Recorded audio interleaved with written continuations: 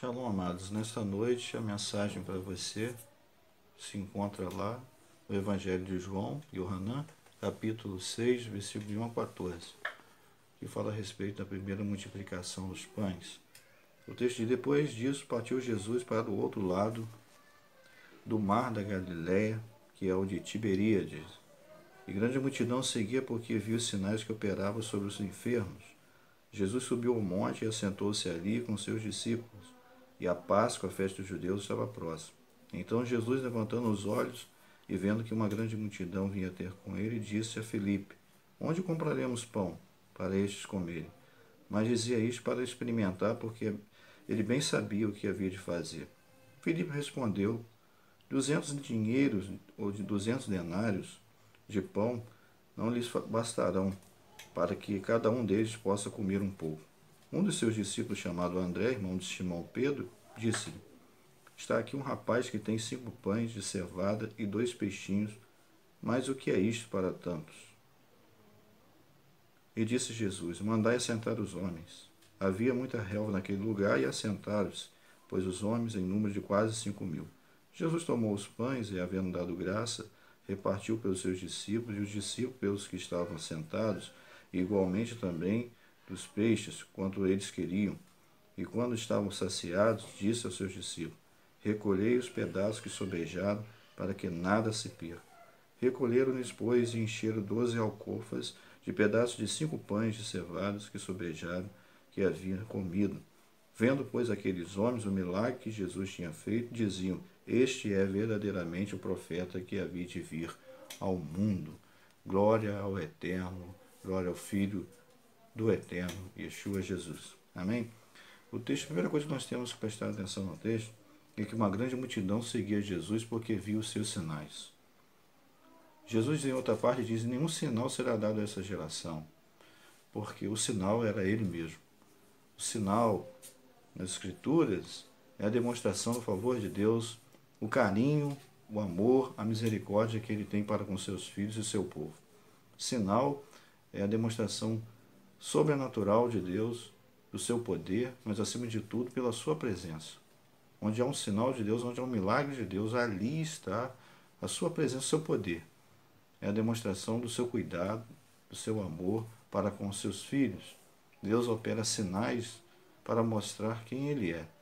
Lembremos lá de Elias, quando enfrentou os profetas de Baal, os 450 profetas de Baal, sem contar os de Azerá, que estavam também ali reunidos, no seu altar que foi feito, com água ao seu redor, e Deus enviou fogo do céu. Deus assina embaixo com fogo. Fogo é resultado da assinatura de Deus. Deus respondeu ao profeta, um homem só, contra vários outros falsos profetas. E após aquele milagre, depois aquela resposta do Eterno ao profeta, o povo de Israel pôde dizer: só o Senhor é Deus. Através dos sinais, como foi com Moisés lá atrás, o Mar Vermelho, o maná que cai do céu, as pragas do Egito, também Josué e todos os outros quanto puderam ser um canal, um veículo de Deus, o próprio Noé, né, que salvou uma geração através da sua própria família, salvou uma geração futura através da sua vida e da sua família. Os milagres de Deus, os sinais de Deus mostram o seu favor e mostram que Deus é um Deus que responde ao clamor do seu povo. Estava ali uma multidão que seguia a Jesus pelos seus sinais, pelas curas que ele ministrava, porque ninguém poderia fazer tais sinais se do alto não fosse dado e se não fosse enviado do céu. Nenhum homem na face da terra fazia os sinais que Jesus fazia. João, o próprio João, no seu evangelho, disse que se fosse colocar em livros, não daria conta de escrever tudo aquilo que Jesus havia feito. Uma multidão seguia Jesus. Muitos estavam ali porque o próprio versículo disse que estava perto da festa da Páscoa, da Pêssega, e havia muitas pessoas ali. Havia muitos peregrinos, vinham pessoas de outros lugares. O texto, para nós, está claro que João quis salientar que a festa da Páscoa estava próxima, porque haviam pessoas ali que estavam ouvindo Jesus, e essas pessoas estavam de passagem. E elas tiveram o privilégio de também ouvir da mensagem do Evangelho e ver sinais, prodígios e maravilhas. Shaul Rachali, ele diz: eu não vi a voz só com sublimidade de palavras, eu vi a voz com demonstração de espírito e poder. O evangelho é poder para todo aquele que crê, primeiramente do judeu, mas também do grego, diz a Escritura. Eu não me envergonho do evangelho, pois é o poder de Deus. Então, o poder de Deus está na palavra que ele emana de sua boca, e a palavra é o próprio Filho, Yeshua, que o que ele é o verbo, é a palavra, ele é a davar, ele é a palavra que se fez carne e habitou entre nós. O texto diz que uma grande multidão seguia Jesus por causa dos seus sinais, por causa dos seus milagres que operavam e demonstravam que ele era divino, que ele era um homem de Deus, que ele era enviado dos céus. Eles até sem reconhecer ainda que ele era verdadeiramente o Filho Eterno, que era o próprio Eterno personificado, né, a materialização perfeita do Eterno, eles diziam: esse é o profeta que deveria vir ao mundo. Na verdade, Jesus reunia as três funções: profeta, rei e sacerdote. Então Jesus estava ali, né, na sua forma personificada do Pai, na exemplificação do Pai, fisicamente falando. Quem vê a mim vê o Pai, assim ele mesmo pode dizer. Então, a primeira pergunta que eu lhe faço, e faço a mim também: a quem nós temos seguido? A quem nós temos procurado as soluções para os nossos pensamentos, nossas atitudes, nosso caminhar? Alguns têm seguido pessoas que têm feito sinais, mas não vindo dos céus. Sinais que Satã tem dado para essas pessoas. Pessoas têm feito sinais para enganar as muitos aí. E a Escritura diz que o filho da perdição, né, o príncipe deste mundo, se assim for possível, ele se transforma em anjo de luz e enganaria até mesmo os escolhidos. Há pessoas que estão se transfigurando em anjos de luz. Os seus frutos, os seus sinais já demonstram quem eles são. E os milagres e os sinais que eles operam já testificam que eles não são enviados do Eterno e não têm autoridade para isso. Não é nos enganar, que até mesmo os sacerdotes egípcios lá, os que serviam a Faraó, fizeram sinais também. O próprio Satã, ele dá capacidade aos Shidim, alguns demônios, capacitam pessoas a adivinhações, a falar a respeito de coisas futuras. Algumas pessoas são dotadas de capacidades espirituais, além das nossas capacidades, em ter enganado aos muitos. Mas o texto diz que aquelas pessoas seguiam a Jesus, porque os seus sinais eram evidentes. A Escritura diz que, em outra parte, a Escritura diz que ele fala com quem tem autoridade. As palavras de Yeshua, de Jesus, eram palavras que soavam como palavras de autoridade, que atingia não só a mente dos homens, mas principalmente o coração e o centro da vontade do homem, a sua alma. O texto diz que uma multidão seguia por causa dos sinais, e havia uma necessidade. A necessidade era dar de comer.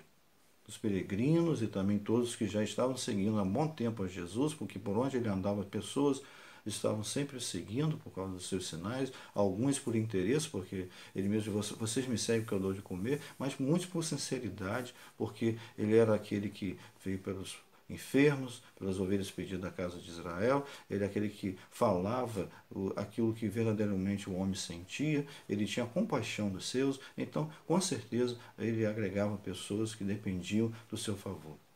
Então foi dirigida a palavra a Filipe, que morava nessa região de Betsaida Júlia, que era exatamente para onde Jesus estava se deslocando, e Jesus fez uma pergunta a Filipe: Filipe, onde nós compraremos pão para que estes possam comer?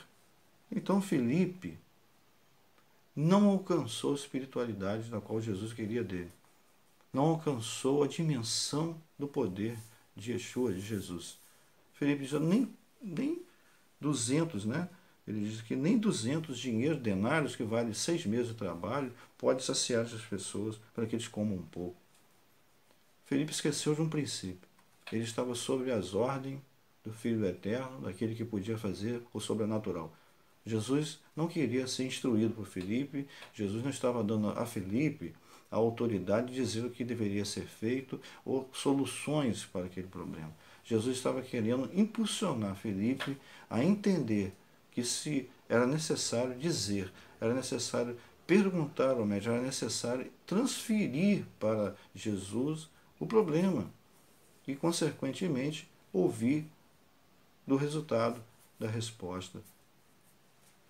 Porque era mais fácil para Filipe dizer: mestre, tu sabes o que tem que ser feito, diga o caminho que devemos seguir, diga-me a solução. Mas Felipe logo foi trazendo a solução para Jesus, uma solução humana. Diante de tudo que eu vejo, ficaria difícil, Jesus, ter dinheiro para saciar todo mundo. Fica impossível poder saciar todo mundo.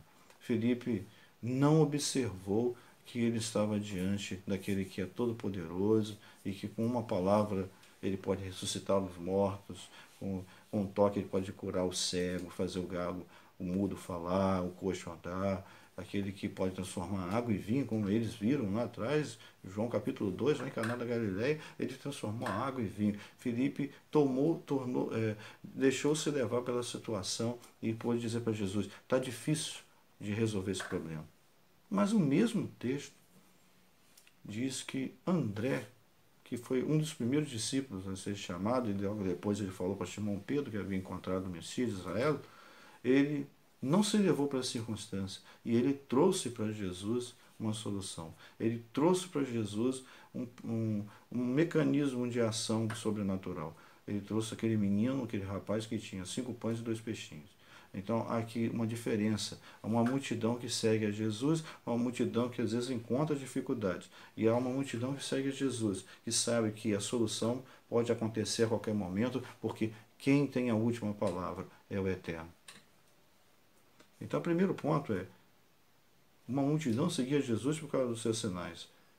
Nós continuamos a seguir a Jesus não pelos sinais, porque o sinal já foi feito em nossa vida, nós não dependemos de mais sinais. Qual o sinal que Deus operou na minha vida e na sua vida? A nossa transformação. Eu sei quem eu era antes, eu sei o que eu fazia anteriormente, eu sei como agia, como eu pensava, eu sei a pessoa má, ruim, condenável que eu era. E hoje eu sei o que o Eterno operou na minha vida. O sinal da minha vida foi o meu arrependimento, a minha conversão. O sinal da minha vida foi a transformação que o Filho do Eterno trouxe à minha vida. Porque o poder que há nesse Evangelho é o poder que transformou a minha vida. E pode transformar a sua também. O segundo ponto que eu quero comentar nesta noite é que a sua fé vai depender se você ainda vai continuar acreditando nele.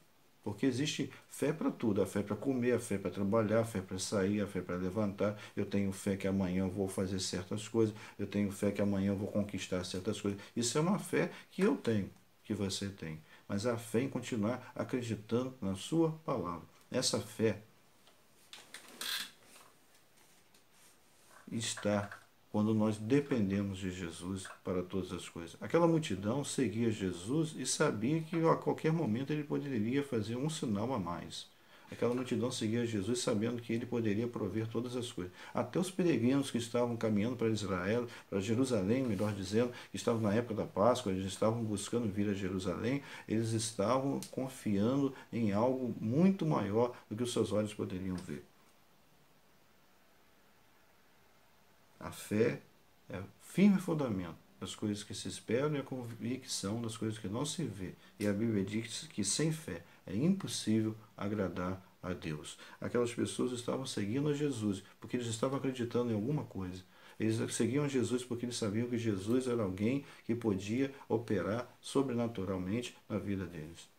Os seus discípulos estavam com Jesus e estavam sendo aperfeiçoados. Eram talmidins, eram discípulos, eram alunos, então eles estavam sendo trabalhados no seu interior, eles estavam sendo trabalhados. E interessante que Felipe não demonstrou tamanha fé por um momento, e André, ele sabendo que poderia operar, e Jesus poderia operar um milagre, ele traz uma situação, sabendo que Jesus pode transformar aquela situação em algo maior. Talvez você esteja precisando dessa palavra. Talvez você esteja passando um momento de tormento, tenha buscado a Deus, tenha andado na sua presença, tenha buscado a sua palavra, tenha andado para a congregação, a Carral, está todo dia buscando a presença de Deus, e talvez você, eu não tenho visto sinais nenhum, não tenho visto Deus operar, a minha situação não tem mudado, mas continue com a sua fé em ação. A Bíblia diz, lá em Abacuque, também Romanos, o Paulo diz, o justo viverá por meio da fé.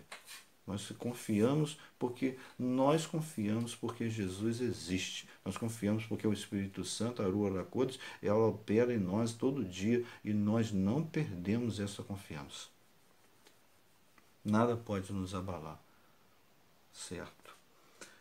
Terceira coisa que eu quero comentar nesta noite é que Deus, através da pessoa do seu Filho Jesus, hoje, pelo poder do Espírito Santo que opera em nossas vidas, pode operar o sobrenatural pelas coisas naturais. Preste bem atenção. Yeshua, Jesus, não trouxe pão do céu, nem trouxe pão do nada. Ele não operou um milagre, ele não fez algo mágico, místico. Ele utilizou o que existia para provar que ele pode transformar as coisas. Isso é um sinal para a nossa vida. Deus pode transformar o nosso coração de pedra no coração de carne. Ele pode transformar alguém que não servia, que não entendia, que não vivia segundo os seus propósitos, segundo a sua palavra, um servo, como fez com Shaul Paulo. Esse é para mim um vaso escolhido. Shaul Paulo era um perseguidor da igreja, era alguém tido na sociedade como um pior de todos os homens, como alguém que era digno até mesmo de morte, porque ele executava pessoas. Mas a Escritura diz que o Senhor disse para Ananias: este é para mim o vaso escolhido. Quando André apresenta a Jesus aquele rapaz com 5 pães e 2 peixinhos, ele sabia que Jesus poderia operar o sobrenatural. Então ele trouxe algo físico, material, algo natural, para que Jesus operasse o sobrenatural. Eram pães de cevada, o texto diz que eram pães de cevada, pães simples, pães que geralmente os mais pobres carregavam, pães duros, até para se cortar, deveria se quebrar esse pão, e Jesus, tomando esse pão, fez um ato sobrenatural. Ele quebra o pão e dá a bênção, né?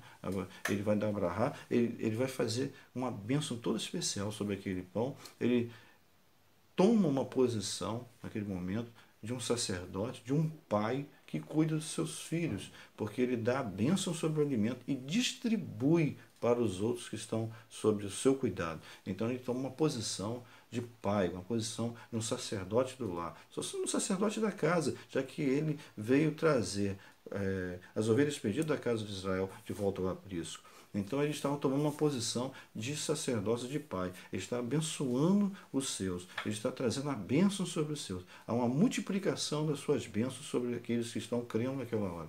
Aqueles pães, aquele garoto que estava ali ofereceu o que tinha, e agora ele foi um mecanismo para abençoar 5.000 homens. Irmãos, contando homens, fora as mulheres e as crianças, aqui nós sabemos que haveria ali no mínimo tem 5.000, mas muito mais estavam presentes ali. Aquele garoto foi um grande instrumento de Deus, foi um momento específico para a vida daquele rapaz. Nós sabemos quem é, mas sabemos que representa a mim e a você. Pessoas que estão apresentando a Deus, às vezes a nossa pequena fé, às vezes as nossas pequenas obras, saber que a vossa obra não é vã, Senhor, diz a Escritura. Às vezes fazemos coisas que aos olhos dos homens são pequenos, mas que Deus está operando grandemente, sobrenaturalmente, alcançando pessoas, transformando vida, transformando, acima de tudo, o nosso coração, a nossa vida. Aquele jovem foi um instrumento de Jesus, um instrumento na mão do Eterno, para que algo grande pudesse ser feito sobre 5.000 pessoas. É interessante que havia 5.000 pessoas. Não só aquele, eu acredito, não só aquele jovem tinha 5 pães, não só aquele jovem tinha provisão, já que quando os peregrinos, viajantes, estão enfrentando uma longa jornada, eles levam sempre pão, sempre leite, às vezes um peixe mergulhado no vinagre, né? Eles sempre levam suas provisões já para grandes caminhadas. Então, irmãos, provavelmente em 5.000 pessoas, outros também tinham provisões, mas somente um menino, somente um rapaz pôde se colocar à disposição de Deus para servir, para entregar. Assim é na nossa vida, irmãos. Às vezes estamos no trabalho, às vezes poucas pessoas nos ajudam, às vezes poucas pessoas se dispõem a colaborar, a amar, a se entregar, a doar-se. Isso não só no contexto secular, às vezes na nossa família, na nossa casa, poucas pessoas lembram de nós, poucas pessoas ligam para nós, poucas pessoas nos ajudam nos momentos difíceis, algumas agem conosco por interesse. Dentro da casa do Senhor, a mesma coisa, pessoas que têm, mas muitas vezes não ajuntam aquele que não tem. Né? O Tiago diz que isso é uma fé vã. Se você dá a paz do seu irmão e manda embora, já que ele está necessitando de alguma coisa, nós precisamos doar-nos mais. Aquele jovem com 5 pães, alimentou mais de 5.000 pessoas. Ele se dispôs a ofertar, ele não pensou 2 vezes, ele não repudiou, ele não voltou atrás, porque ele não foi levado à força. André não tomou ele à força, ele foi convencido, ele sentiu felicidade em poder fazer algo naquele momento e ele foi um cooperador do reino. Eu sei que muitas vezes nós nos decepcionamos com pessoas, fazemos o melhor para algumas pessoas e não temos recompensa, não somos lembrados, às vezes até mesmo sofremos até mais por fazer o bem. Mas não perdemos esta fé, a Bíblia diz que nós devemos tapar a boca da ignorância, vencendo o mal pelo bem. Né? Aquele jovem, ele foi um instrumento do Eterno para abençoar muitas pessoas apenas com seus pães e seus peixes. Ele foi convocado a isso, ele recebeu essa missão e foi abençoado, usando o simples, o natural, para o sobrenatural. E o texto diz que quando Jesus multiplicou os pães e todos comeram, os discípulos saíram e recolheram 12 cestos, com as migalhas e as sobras. Estudando um pouco, né, a cultura a cultura judaica, diz que existe um código judaico, na Halahá, que diz que as mulheres deveriam recolher até mesmo as migalhas depois das alimentações. Por parte do povo de Israel, sempre foi proibido jogar comida fora, porque para eles isso é como uma maldição, jogar comida fora. O texto me deixa a pensar, e quando Yeshua, Jesus, pede para que os seus discípulos recolham o que sobrou, é exatamente para manter isso vivo, de que aquilo que Deus nos dá, aquilo que Ele apresenta para nós, tem que ser primeiramente consagrado a Ele e devemos zelar pelo que recebemos de suas mãos. Há pessoas que não zelam pelo que recebem de Deus, não têm agradecido e quando recebe, tem se usado isso para o mal e a desleixo se perde e depois nós estamos aos pés do Senhor novamente pedindo sua provisão. Muitos de nós não sabemos utilizar o que recebemos da mão de Deus. A outra coisa é que na cultura hebraica, os servos que servem geralmente são os últimos a comerem. Comem até mesmo depois dos seus senhores, aquilo que ficou ou aquilo que eles permitem comer. Né? De certo que ninguém passava fome, as pessoas eram tratadas, em alguns lugares da Escritura, os servos até eram tratados como filho, como Eleazar, servo de Abraão. A Bíblia diz que foi tornado até como um filho, né? Ao seu mestre. Agora, isso deixa para nós uma mensagem poderosa. Os discípulos saem para recolher 12 cestos, cada um seu cesto. Isto mostra que eles, depois de servir a todos, participam daquilo que também serviram. Glória a Deus. A Escritura mostra que o menor é o maior no reino dos céus. A vaidade deveria sair do coração deles, eles deveriam olhar para o fato de que o próprio Filho do Eterno estava para servir, e eles deveriam servir, e eles deveriam ser menores do que os outros. Esse rapaz que levou os pães e os peixes para Yeshua, para Jesus, através de André, ele se tornou maior do que os discípulos. Por quê? Eles receberam dos discípulos, os discípulos comeram depois do que ficou. Ou seja, Jesus estava ensinando um propósito para ele. Sintam-se menores do que os outros. Sejam sempre submissos, humildes de coração. Pense no seu semelhante primeiro e depois vocês receberão a vossa recompensa. Isso que deve, para nós, ser um exemplo. Né? Quantos de nós, quando alcançamos alguns objetivos ou somos agraciados por Deus com alguns dons, talentos e conhecimentos, sobrepomos os outros e às vezes utilizamos do que recebemos de Deus para nossa própria vanglória. Não honramos a Deus, não honramos o nosso próximo e queremos ser maiores do que os outros. Humilhai-vos, pois, debaixo da potente mão de Deus, e ao vosso tempo ele vos exaltará, diz a Escritura. Então, o próprio João Batista diz: importa que agora ele cresça e que eu diminua. A nossa vida maior é Jesus. Yeshua, ele é que morreu no madeiro e me deu a salvação. Nesse texto, o centro é ele. Tudo foi levado para ele e ele operou.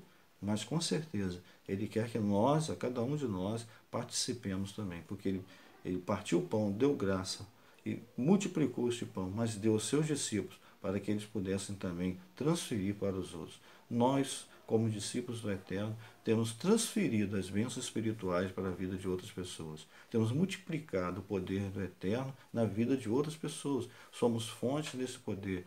E essa fonte não pode secar, porque do nosso ventre ele fará fluir rios de águas vivas para a glória dele.